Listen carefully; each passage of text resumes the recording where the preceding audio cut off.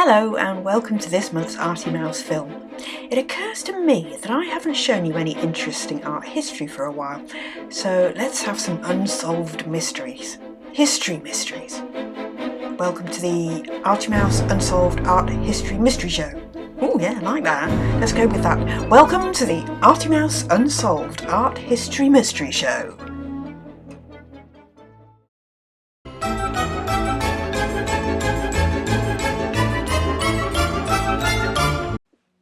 In the realm of street art, one name stands above all others: Banksy. With each spray of the can, this anonymous artist has sparked controversy. But who is Banksy? The mystery surrounding their true identity continues to captivate art enthusiasts and laypersons alike. Banksy's work carries a distinctive and subversive style, combining social commentary and clever wit. The walls of cities around the world serve as their canvas, with stencilled figures and thought-provoking slogans adorning the urban landscape. Yet, despite the prolific nature of their creations, Banksy's true identity remains shrouded in secrecy, with only a handful of individuals claiming to have any knowledge of who they are. This speculation leads to a web of theories and conjectures. Some believe Banksy is a lone artist, working tirelessly in the shadows to protect their anonymity. Others suggest that Banksy is a collective, an underground group of individuals united by their passion for street art and their desire to change societal norms. One of the prevailing theories suggests that Banksy is in fact a well-known artist who utilises the anonymity to separate their street art persona from their established art career, speculating that Banksy is a carefully created alter ego, allowing the artist to freely express their creativity without the constraints and expectations that come with a recognised identity. Could they be using the veil of secrecy to make a bold statement and challenge the conventions of the art establishment? How did you know that?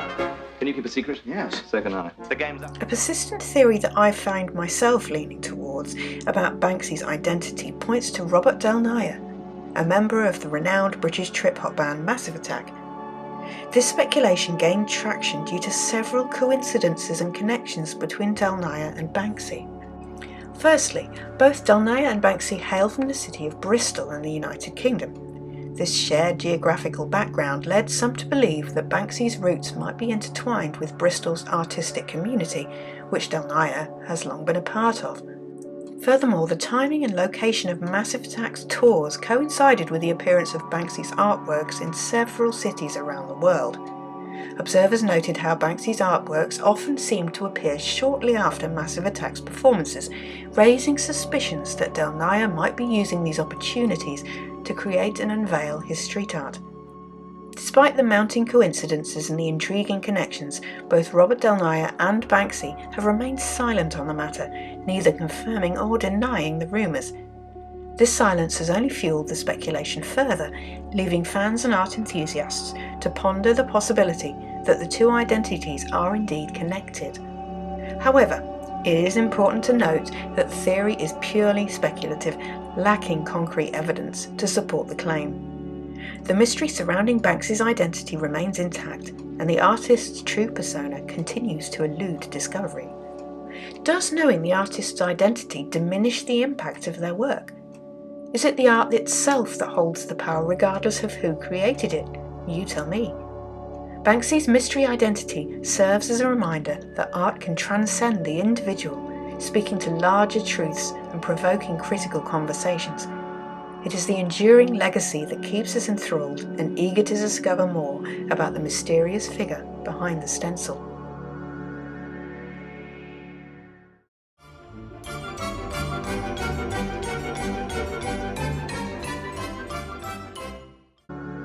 Van Gogh's struggles with mental health are well documented, and it is widely accepted that he suffered from periods of severe depression, anxiety, and psychosis. His mental instability often manifested in intense bursts of creativity and passionate brushwork, characteristic of his signature style. He sold only one painting, The Red Vineyard, during his lifetime, and his financial difficulties added to his emotional distress. Van Gogh relied on the support of his brother Theo, who was an art dealer, both emotionally and financially. Tragically, Van Gogh's struggles ultimately led to his untimely death at the age of 37. The mysterious circumstances surrounding his death have fueled numerous theories and speculations, adding an extra layer of intrigue to the life and legacy of the famed artist. While it's widely accepted that Van Gogh died from a self-inflicted gunshot wound, the details surrounding the event have given rise to various alternative narratives and conspiracy theories that continue to captivate art enthusiasts and historians alike. One intriguing theory suggests that Van Gogh's death may not have been a suicide at all, but rather an accidental shooting or even a deliberate act by someone else. Proponents of this theory point to inconsistencies in the artist's own account of the incident and the fact that he supposedly did not possess a firearm at the time. Additionally, it is argued that the angle and severity of the gunshot wound appear inconsistent with the self-inflicted injury. Some even speculate that Van Gogh may have been a victim of foul play, with hidden motives or conflicts surrounding his art and personal life. Well, he's certainly dead now. Why would anyone want to kill him twice? Another theory that has gained traction over the years is that Van Gogh may have been suffering from an undiagnosed medical condition that contributed to his mental state and ultimately led to his death. It is well known that Van Gogh struggled with mental illness throughout his life, and some researchers suggest that he may have been afflicted by conditions such as bipolar disorder or epilepsy. The theory suggests that a seizure or sudden mood swing could have triggered a tragic accident or impulsive act, rather than a premeditated suicide. One particularly fascinating theory surrounding Van Gogh's death revolves around the possibility of a local teenage boy playing a role in the incident. According to this theory, the artist was engaged in a confrontation with a young boy who accidentally fired the gun, causing Van Gogh's fatal injury. This theory is based on accounts from witnesses who claim to have seen a boy fleeing the scene after the gunshot was heard. It raises questions about the dynamics of Van Gogh's relationships within the community and the potential involvement of others in his final moments. While these theories and speculations bring an air of mystery and intrigue to Van Gogh's death, it is important to note that they remain largely speculative. The official record and the artist's own letters and testimonies overwhelmingly support the conclusion that Van Gogh died by suicide. However, the enduring fascination with Van Gogh's life, struggles and artistic genius continues to fuel curiosity and inspire creative interpretations of the circumstances surrounding his untimely demise. In the end, the mystery surrounding Van Gogh's death only adds to the enigma that defines his artistic legacy. Regardless of the circumstances, Van Gogh's profound impact on the art world and his ability to convey emotion and beauty through his works remains undeniable. Perhaps it is the very allure of the unknown that contributes to the enduring fascination surrounding one of history's most celebrated and tragic artists.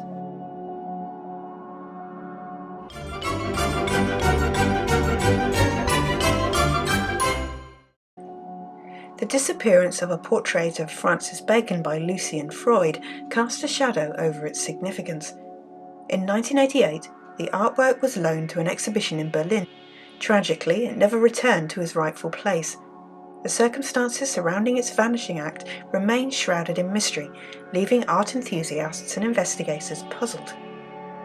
This remarkable masterpiece, painted by one iconic artist and featuring another, has become the subject of intrigue, speculation, and an ongoing search to this day. The portrait's vanishing act has given rise to countless theories and raised questions about its whereabouts. The portrait in question was a striking depiction of Francis Bacon, the renowned British painter known for his visceral and emotionally charged works. Painted by his once close friend and fellow artist Lucian Freud, the piece captured the essence of Bacon's intensity and psychological depth. It was a testament to the profound, if brief, connection between the two influential figures of modern art. Theories range from the possibility of it being hidden away in a private collection to clandestine sales on the black market, and even the potential destruction of the artwork to eliminate any trace of its existence. The painting's value, both artistically and monetarily, has made it an enticing target for criminals and art collectors alike. But he was your second husband. Your first husband also disappeared. But that was his job. He was an illusionist. But he never reappeared. He wasn't a very good illusionist. I worked for... The search for the stolen portrait has been accompanied by dramatic efforts to recover it. The gallery was full of people, but with no ransom notes or clues being discovered, the artist concluded that the artwork could have been stolen by a Francis Bacon fan. Wanted posters adorned with images of the missing painting have been circulated amongst art galleries, museums and private collectors worldwide. These posters serve as a haunting reminder of the loss, as well as a plea to anyone who might have information about the portrait's fate. The mere existence of these wanted posters adds an air of intrigue and urgency to the case. It fuels the hope that someone somewhere holds the key to unveiling the painting's whereabouts.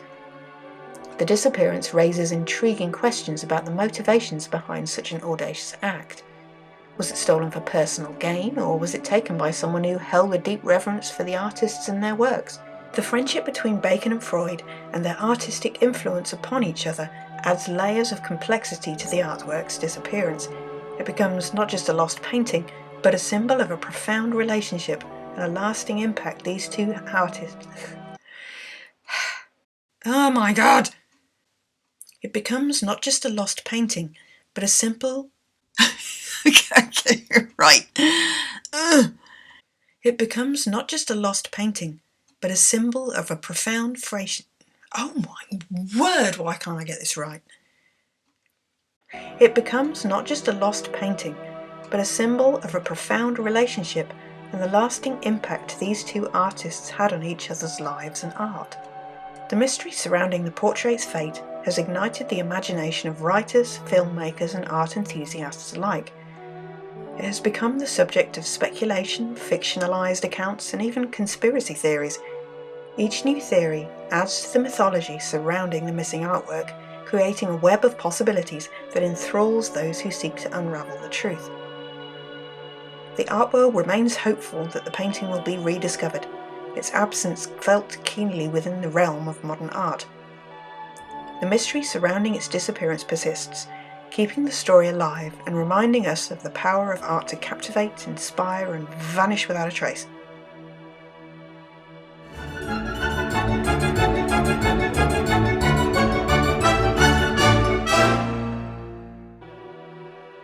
Few names evoke as much intrigue and fascination as that of Michelangelo Merici de Caravaggio. He mastered a unique blend of realism and dramatic flair, but behind his mesmerizing paintings lay a life plagued by controversy and shadowy mysteries, none so mysterious as his own untimely demise, which remains shrouded in a veil of uncertainty to this day. Caravaggio's journey through life was as tumultuous as the chiaroscuro. His tempestuous nature often spilled over into his art, lending an intensity that captivated audiences. Yet it was this very volatility that eventually led to his downfall. He found himself embroiled in frequent brawls and altercations, some even resulting in deaths. These violent encounters cast a shadow over his reputation, leading to speculation that his death may have been the result of foul play. Could the artist who depicted the macabre with such vividness have met a fate equally as grim? One of the most enduring mysteries surrounding Caravaggio's death centres around his alleged involvement in a murder. I'm not shouting! All right, I am! I'm shouting! I'm shouting! I'm shouting!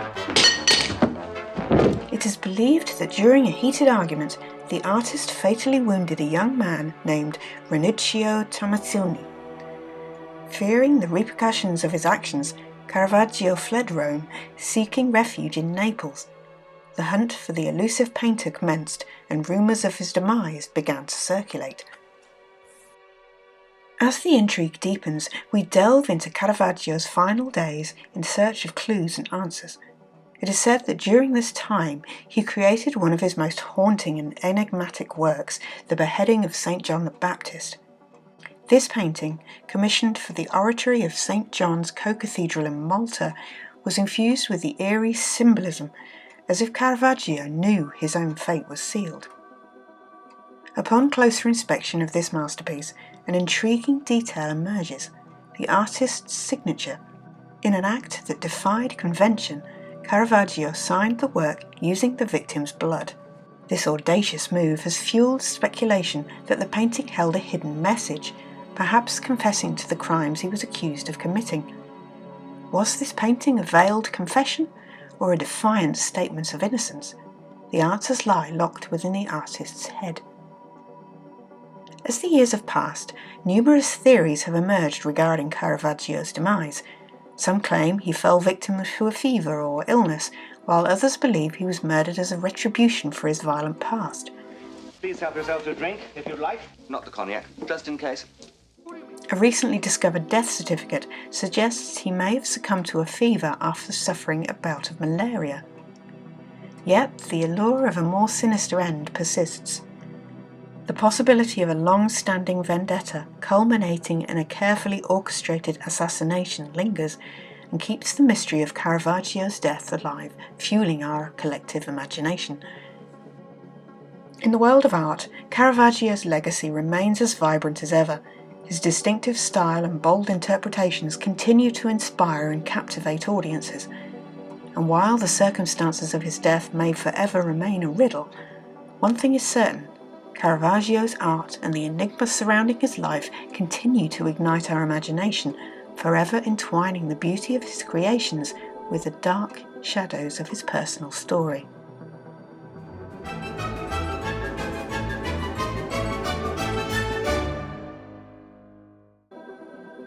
In the annals of art heists, few are as perplexing and captivating as the notorious theft that took place at the Isabella Stewart Gardner Museum in Boston.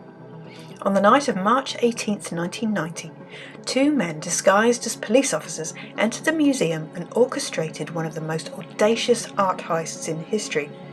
The stolen artworks, their disappearance still shrouded in mystery, continues to haunt the art world and fuel countless theories and speculations. At the heart of the Gardner Museum heist lies a sense of audacity that has gripped the public's imagination for over 3 decades.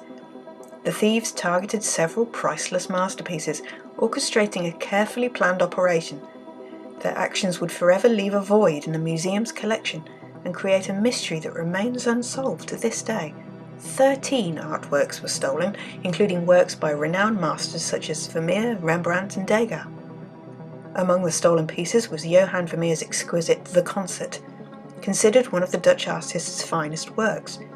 Its disappearance is a loss that continues to reverberate throughout the art world, leaving a void in the appreciation and understanding of Vermeer's genius. Another notable loss was Rembrandt's Christ in the Storm on the Sea of Galilee, a dramatic portrayal of a biblical scene that showcased the artist's mastery of light and shadow. This stolen masterpiece, with its emotional depth and technical brilliance, is also sorely missed. However, it's not just the artistic value of these stolen works that interests people. The circumstances surrounding the heist and the fate of the stolen pieces have only added to the mystique. To this day, the whereabouts of the stolen artworks remains unknown, and their absence serving as a constant reminder of the daring crime that has eluded resolution. Numerous theories and speculations have emerged regarding the identity of the thieves and the motive behind the heist. Some believe that the theft was carried out by a sophisticated criminal organisation, while others suggest the involvement of notorious art thieves operating on an international scale. The possibility of an inside job with individuals connected to the museum has also been contemplated. That sounds like a confession to me. In fact, the double negative has led to proof positive. I'm afraid you gave yourself away. Are you trying to make me look stupid in front of the other guests? You don't need any help from me, sir. That's right. There is a lack of conclusive evidence, and the stolen pieces have not resurfaced in the public domain, raising questions about their fate. Are they hidden away in a private collection, concealed beneath layers of secrecy? Or have they been destroyed, lost to the world forever? Personally, I love the museum's refusal to remove the empty frames that once housed the stolen works. These haunting empty spaces serve as a constant reminder of the theft, an eerie presence within the museum's collection. The Gardner Museum remains steadfast in its hope that the stolen pieces will one day be returned and restored to their rightful places. Over the years, the Gardner Museum heist has captured the imagination of artists, writers and filmmakers. It has inspired countless works of fiction and documentaries, each attempting to unravel the mystery and shed light on the theft. Yet, despite the public fascination and ongoing efforts to solve the case, the stolen artworks remain elusive, maintaining their grip on the collective consciousness. The legacy of the Isabella Stewart Gardner Museum heist extends beyond the stolen artworks themselves. It serves as a reminder of the vulnerability of artistic treasures and the fragility of our cultural heritage. The theft has prompted museums worldwide to re-evaluate their security measures, ensuring that such audacious crimes are not repeated.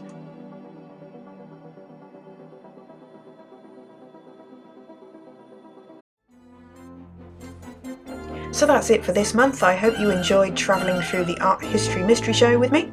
There are many more, and I'm sure you'll let me know in the comments if there's something intriguing that you want to know more about. I'll put on my deer stalker, and Sprocket and I will get sleuthing. In the meantime, check out the Artie Mouse Facebook and Instagram pages, and pop over to the artiemouse.com website to see and maybe buy some of my prints. I'll see you soon, Sherlock. Would anyone care for fruit or dessert?